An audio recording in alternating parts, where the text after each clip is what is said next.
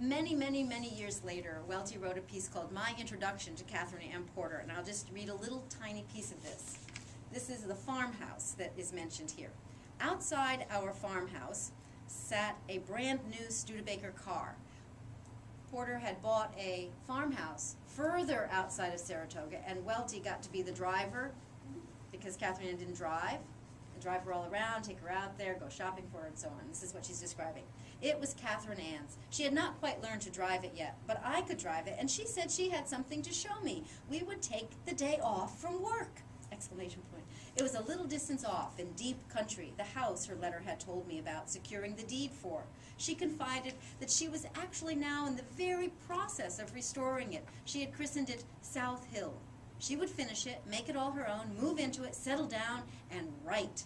It became part of the nearly every day to jump into the Studebaker and drive out to South Hill. She could count on a Mr. Somebody who came to see everything. So a yellow-coned cement mixer churned away among the trees and at times drowned out the birdsong and the carpenters who stripped the upstairs walls down to the laths and found little feminine slippers that KAP identified as being 100 years old. And further came on roused up bees in the walls too, which had been at work storing honey there for, she estimated, the same length of time. KAP and I stretched out on the long, sweet meadow grass in another part of the shade.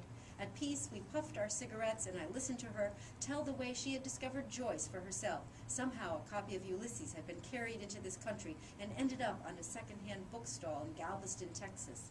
Catherine Ann had walked by and just picked it up.